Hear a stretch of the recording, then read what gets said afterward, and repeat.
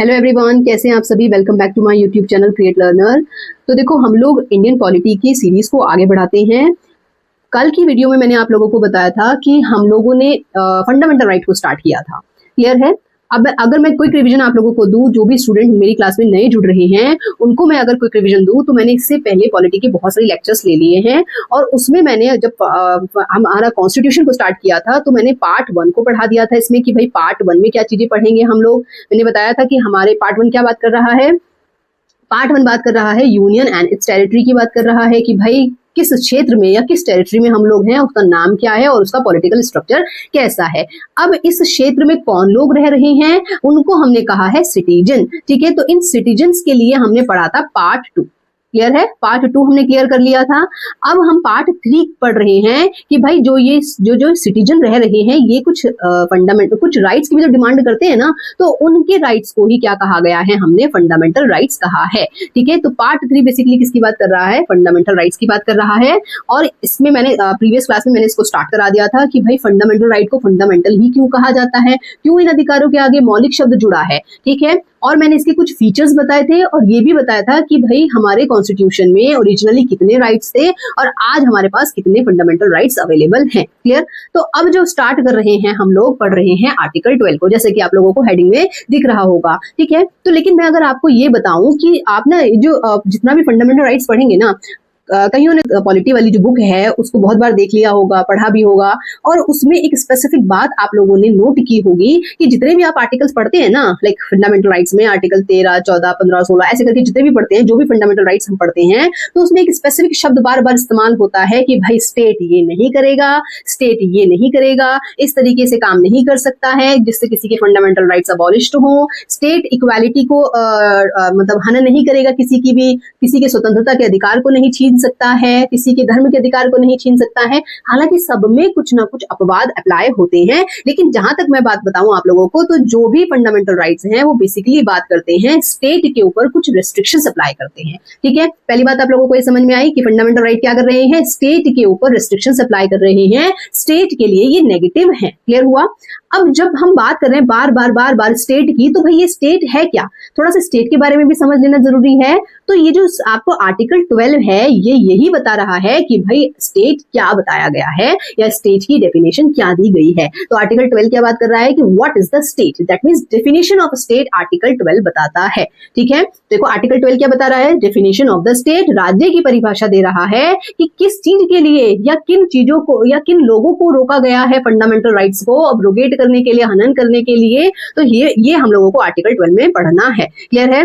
अच्छा चलो फिर इसके बाद बात करते हैं हम कि भाई इसका पर्पस क्या है। Define state exclusively for part 3 and part 4। हमारे पूरे कॉन्स्टिट्यूशन में जितने भी हमारे पास पार्ट्स हैं, उन पार्ट्स में से जो ये स्टेट की जो डेफिनेशन दी गई है ना, तो ये बेसिकली किसके लिए दी गई है, पार्ट 3 फंडामेंटल राइट्स के लिए और पार्ट 4 डीपीएसपी के लिए दी गई है। क्लियर है। तो स्टेट की डेफिनेशन किसके लिए अप्लाई हो रही है, आपके पार्ट 3 फंडामेंटल राइट्स और डीपीएसपी के लिए अप्लाई होती है। ठीक है, तो देखो जैसे पार्ट 3 में फंडामेंटल राइट्स में तो बार बार रोका जाता है, स्टेट ये नहीं करेगा, स्टेट वो नहीं करेगा, ऐसे नहीं करेगा, वैसे नहीं करेगा। लेकिन पार्ट 4 में पता है क्या कहता है, पार्ट 4 में कहता है कि स्टेट ऐसा करना चाहिए, स्टेट ऐसा करेगा, स्टेट को ये करना होगा, ऐसी चीजें आपके पार्ट 4 में दी गई है जिसे कहा जाता है डीपीएसपी। क्लियर हुआ। चलो आगे चल के हम डीपीएसपी को भी पढ़ेंगे, लेकिन अभी के लिए जो हम पढ़ रहे हैं वो है आर्टिकल 12। ठीक है, तो सबसे पहली बात समझ में आई आप लोगों को कि आर्टिकल 12 क्या बात बता रहा है, what is the state, state को डिफाइन कर रहा है। क्यों कर रहा है, देखो ऑब्जेक्टिव क्या है इसका, क्यों कर रहा है, identify entities against which an individual can claim fundamental rights violation. भाई हमारा बार बार ये होता है कि भाई हमने बताया था कि जो हमारे फंडामेंटल राइट होते हैं वो जस्टिसिएबल होते हैं। मैंने बताया था ना आप लोगों को कैसे होते हैं, जस्टिसिएबल हैं, वाद योग्य हैं, इनके अगेंस्ट अगर कोई भी आपका फंडामेंटल राइट्स का हनन होता है, आपसे फंडामेंटल राइट छीने जाते हैं, तो आप सीधे सुप्रीम कोर्ट जा सकते हो। ठीक है, तो हम लोगों को ये भी तो पता होना चाहिए कि कौन हमसे राइट छीन सकता है, हमारे किसके अगेंस्ट हम सुप्रीम कोर्ट जाएंगे। तो इसीलिए क्या बताया गया है, फंडामेंटल राइट्स के लिए स्टेट की डेफिनेशन दी गई है। ठीक है, उन एंटिटीज को आइडेंटिफाई डिफाइन करने के लिए ही आर्टिकल 12 दिया गया है। क्लियर है। इसको क्या कहा गया है, इसको दरवाजा भी कह सकते हैं हम। हमारे फंडामेंटल राइट्स का डोर क्या है, आर्टिकल 12 है, यही से स्टार्ट होता है। ये कोई हमारे अधिकार की बात नहीं कर रहा है, आर्टिकल 12 कोई अधिकार नहीं दे रहा है, कोई राइट नहीं प्रोवाइड कर रहा है, बस ये बता रहा है कि भाई जो हमें अधिकार मिले हैं, अगर हमारे इन अधिकारों का स्टेट उल्लंघन करती है तो हम कहाँ जा सकते हैं, सुप्रीम कोर्ट जा सकते हैं। तो उसके लिए हमें ये जानना होगा कि भाई वो स्टेट है क्या, कौन है वो स्टेट, ठीक है। तो देखो यहाँ पर 4 पिलर्स ऑफ आर्टिकल 12 बताए गए हैं। सबसे पहला बात करते हैं हम कि भाई स्टेट के अंदर कौन कौन आता है, central government plus parliament. Central government मतलब जैसे यूनियन गवर्नमेंट, मोदी सरकार, ठीक है, उनके अंदर की डिफरेंट मिनिस्ट्रीज होते हैं, डिपार्टमेंट्स होते हैं, ये सारी चीजें हमारी सेंट्रल गवर्नमेंट में आएंगी। पार्लियामेंट, संसद, लोकसभा, राज्यसभा, ये सारी चीज मिलकर क्या बनाती है, हमारी पार्लियामेंट बनाती है। फिर आता है स्टेट गवर्नमेंट। स्टेट गवर्नमेंट में अलग अलग राज्यों की सरकारें आती हैं, जैसे राजस्थान सरकार हो गया, पंजाब सरकार, उत्तराखंड सरकार है, यूपी सरकार है, ठीक है, तमिलनाडु सरकार, केरला सरकार, ये सारी स्टेट गवर्नमेंट। और इनके अंदर जितने जैसे आपके चीफ मिनिस्टर्स होते हैं, उनकी काउंसिल ऑफ मिनिस्टर्स होती है, डिफरेंट डिपार्टमेंट्स होते हैं, ये सारे आपके स्टेट गवर्नमेंट के अंतर्गत आते हैं। फिर आता है स्टेट लेजिस्लेचर। स्टेट लेजिस्लेचर का मतलब है राज्य विधानमंडल।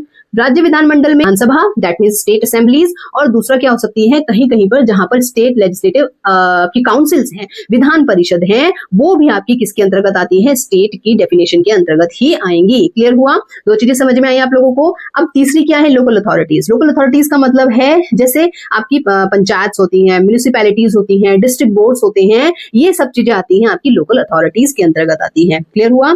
चौथा है अदर अथॉरिटीज। भाई अदर अथॉरिटीज का मतलब क्या हुआ, अदर अथॉरिटीज में तो कुछ भी आ सकता है ना, कुछ भी चीजें शामिल हो सकती है अदर अथॉरिटीज में। तो देखो यहाँ पर ना 3 चीजों को समझ लेने में कोई डिफिकल्टी नहीं है, ठीक है। 3 चीजें आप लोगों को क्लियर समझ में आ गई कि हाँ भाई central government, state government, local authorities, ये सब चीजें आ गई हैं। लेकिन चौथी चीज क्या है, अब चौथी चीज ही सबसे इंपॉर्टेंट और सबसे कॉन्ट्रोवर्शियल रही है, ठीक है। आपके बहुत सारे एग्जाम्स में इससे क्वेश्चन बन जाता है अदर अथॉरिटीज से, कि मतलब अदर अथॉरिटीज का क्या मतलब है और किस तरीके से ये चीजों को और ज्यादा क्या कर रही है, डिफाइन करने की कोशिश कर रही है। क्लियर हुआ। तो देखो अदर अथॉरिटीज में क्या आती है, इनिशियली इंटरप्रेटेड नैरोली। अच्छा, सबसे पहला तो देखो सुप्रीम कोर्ट ने जो हमारा कॉन्स्टिट्यूशन है, कॉन्स्टिट्यूशन ने अदर अथॉरिटीज को डिफाइन नहीं किया। अन्य कौन से आपकी अथॉरिटीज हैं, हमारा जो कॉन्स्टिट्यूशन है वो डिफाइन नहीं करता है, तो इसको डिफाइन किसके थ्रू किया गया है, ये सुप्रीम कोर्ट की डिफरेंट वर्डिक्ट्स आई हैं, उनके थ्रू इस अदर अथॉरिटीज को धीरे धीरे करके डिफाइन किया गया है, या कह सकते हैं कि इसके एरिया को ब्रॉडन किया है, इसको विस्तारित किया गया है, ठीक है। तो चलो, तो सबसे पहले हम समझते हैं कि भाई जब सुप्रीम कोर्ट के डिफरेंट वर्डिक्ट्स आते हैं ना, तो सबसे पहला जो केस आता है हमारे पास, जिसे कहा जाता है university of Madras versus Shantabai, 1950 का एक केस है। इसमें सुप्रीम कोर्ट ने क्या कहा कि अदर अथॉरिटीज का मतलब है ऐसी अथॉरिटीज जो कैसी हैं, जो आपके स्टेट गवर्नमेंट की तरह काम कर रही हैं, सेंट्रल गवर्नमेंट की तरह काम कर रही हैं, या लोकल अथॉरिटीज की तरह काम कर रही हैं, उन्हीं को हम अदर अथॉरिटीज की कैटेगरी में रखेंगे। कहने का मतलब है कि देखो इसके लिए एक प्रिंसिपल आता है, इससे कहा जाता है प्रिंसिपल ऑफ एडजुडेम जेनेरिस, ठीक है। मतलब कहने का है कि जो भी काम हमारी सेंट्रल गवर्नमेंट कर रही है, जो भी काम हमारी स्टेट गवर्नमेंट करती है, और जो भी काम हमारी लोकल गवर्नमेंट जैसे पंचायत, म्यूनिसिपैलिटीज ये करती हैं, उन्हीं की तरीके के काम करने वाली अथॉरिटीज को, उन्हीं की तरीके के काम करने वाली एजेंसीज को हम क्या कहेंगे, आर्टिकल 12 के अंतर्गत स्टेट कंसिडर करेंगे। दैट मींस इन्होंने क्या किया है, नैरोवर वर्डिक्ट दिया है, बहुत संकीर्ण वर्डिक्ट दिया है कि इसके अलावा कोई काम, कुछ भी काम करेगा ना, उसको हम आर्टिकल 12 में स्टेट कंसिडर नहीं करेंगे, ठीक है। तो पहला केस ये होता है, ये क्या है, नैरोवर वर्डिक्ट देता है। क्लियर। फिर इसके बाद आता है दूसरा केस जिसे कहा जाता है उज्जमाबाई वर्सेस स्टेट ऑफ यूपी। ये केस है 1961 का। यहां पर सुप्रीम कोर्ट ने जो अपना पहले वाला वर्डिक्ट दिया था ना, एडजुडेम जेनेरिस जिसे कहा जाता है, उसको रिजेक्ट कर दिया कि नहीं, ये वाला जो है हमने जो पहले बोला था ना वो गलत है, ये सही नहीं है, ठीक है। अब ये थोड़ा सा क्या हो जाता है, थोड़ा सा अप्रोच को वाइडर करने की कोशिश की गई थी इसके थ्रू।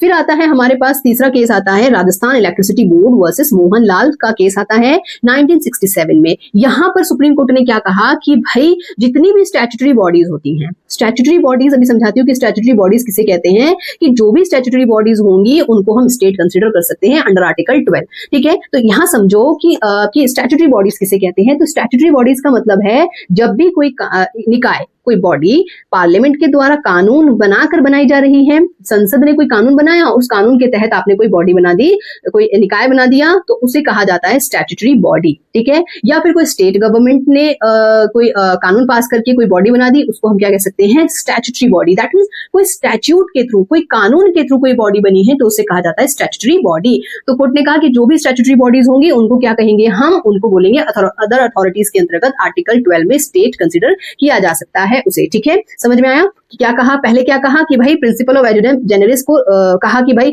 जो भी आपके सेंट्रल गवर्नमेंट काम करती है, स्टेट गवर्नमेंट काम करती है, लोकल अथॉरिटीज काम करती है, वैसे ही काम करने वाली संस्थाओं को हम स्टेट कंसिडर करेंगे। बाद में उन्होंने बोला कि नहीं, ये वाली जो डेफिनेशन दी थी ना हमने, ये गलत दी है। ठीक है, फिर इसके बाद बोला कि जो भी स्टैट्यूटरी बॉडी होंगे, कानून के थ्रू जिन इकाइयों को बनाया जाएगा, उन्हीं को हम क्या कहेंगे? लोकल अथॉरिटी कंसिडर, उन्हीं को हम स्टेट कंसिडर कर सकते हैं। क्लियर हुआ?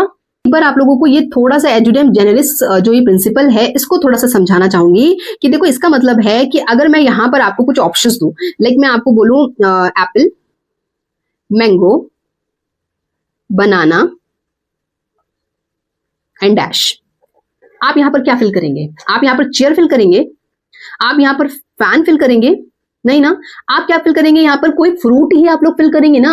दैट मीन्स ये जो यहाँ पर जो ये गैप है, ये बता रहा है कि यहाँ पर भी वही ऑब्जेक्ट आएगा जिसकी कैटेगरी, जिसके फीचर्स इन 3 फीचर्स से मिलते होंगे। तो इसी को कहा गया है एजुडेम जेनेरिस। मतलब ये जो अदर अथॉरिटीज है, ये वो अथॉरिटीज होंगी जिसके फीचर किससे मिलते होंगे? बाकी किससे मिलते होंगे? बाकी कौन? सेंट्रल गवर्नमेंट, स्टेट गवर्नमेंट और लोकल अथॉरिटीज। समझ में आया? तो एजुडेम जेनेरिस का मतलब ये दिखाया गया है या ये बताया गया था। बाद में इस प्रिंसिपल को रिजेक्ट कर दिया गया था। ठीक है, तो चलो अब इसके बाद एक इंपॉर्टेंट केस आता है जिसे कहा जाता है RD. Shetty versus airport authority of India.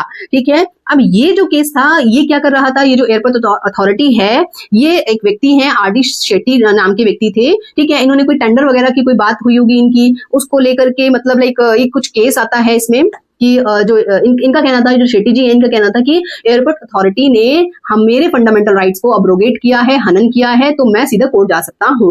अब ये यहाँ पर ये क्वेश्चन बन जाता है कि भाई एयरपोर्ट अथॉरिटी ऑफ इंडिया क्या स्टेट है? क्योंकि देखो फंडामेंटल राइट्स के अबॉलिशन की स्थिति में कोई व्यक्ति तभी कोर्ट जा सकता है जब उसके उस राइट्स का अबॉलिशन स्टेट के थ्रू किया गया हो। ठीक है, तो अब यहां पर क्वेश्चन ये बन गया था कि भाई क्या ये जो अथॉरिटी है ये स्टेट है या नहीं है, इस चीज को लेकर के क्वेश्चन हुआ था। तो कोर्ट ने इसके लिए 5 पॉइंट टेस्ट बताया। 5 पॉइंट टेस्ट ये बहुत इंपॉर्टेंट है, ये मेंस के लिए क्वेश्चन बनता है। ठीक है, ये मेंस का पॉइंट है कि भाई कौन से 5 पॉइंट है वो। तो आप जब अपने आंसर्स को लिखते हैं ना, तो ये सारे पॉइंट्स को अगर डिकोड करोगे तो आपका आंसर जो हो जाता है वो नॉनिश हो जाता है, वो एनरिच हो जाता है। ठीक है, तो देखो सबसे पहले बताया था कि भाई हमें क्या चेक करना पड़ेगा? फाइनेंशियल रिसोर्स चेक करना पड़ेगा कि कोई भी अगर एजेंसी बनाई जाती है, सपोज कीजिए ये कोई एजेंसी है, कोई बॉडी है, क्रिएट की गई है, अब इसको चेक करना है कि भाई ये स्टेट है या नहीं है। तो इसके लिए सबसे पहले हमें देखना पड़ेगा कि फाइनेंशियल रिसोर्स, भाई इसका जो पैसा है ना, जो फंडिंग आ रही है, वो कहां से आ रही है? क्या वो गवर्नमेंट दे रही है या नहीं दे रही है? अगर गवर्नमेंट दे रही है तो हम गवर्नमेंट दे रही है तो हम उसको स्टेट कंसीडर करेंगे।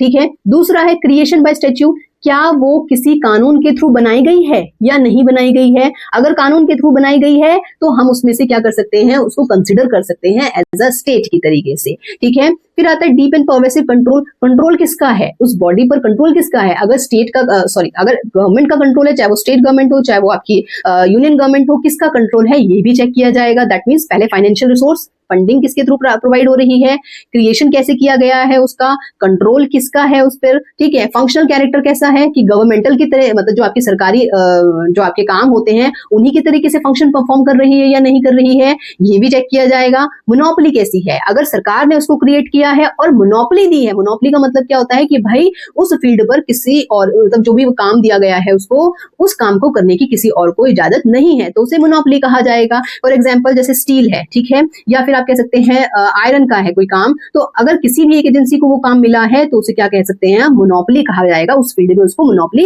दी गई है। तो इन 5 कैटेगरीज को हमको देखना है। सबसे पहले हमको क्या देखना है? उसका फाइनेंशियल रिसोर्स क्या है, दूसरा उसको क्रिएट कैसे किया गया है, उस पर कंट्रोल कैसा है, उसका फंक्शन क्या है, और उसको मोनोपोली है या नहीं है। इन 5 चीजों को जब हम चेक करेंगे तो हमें क्या पता चलेगा कि भाई वो स्टेट है या नहीं है अंडर आर्टिकल 12। ठीक है, तो इस तरीके से हम क्या करते हैं, इस तरीके से हम क्या करेंगे कि डिफाइन कर सकते हैं स्टेट को अंडर आर्टिकल 12 में। ठीक है, तो ये जो अदर अथॉरिटीज का जो ये फीचर है, ये बहुत ज्यादा कंट्रोवर्शियल रहा है, और लेकिन धीरे धीरे सुप्रीम कोर्ट के डिफरेंट वर्डिक्ट्स के थ्रू इसको एक्सप्लेन भी किया गया है और इसको ब्रॉडन भी किया गया है। ठीक है, में एक केस और इंपॉर्टेंट जुड़ता है 2019 का, जिसे कहा जाता है संजय बहल वर्सेस यूनियन ऑफ इंडिया।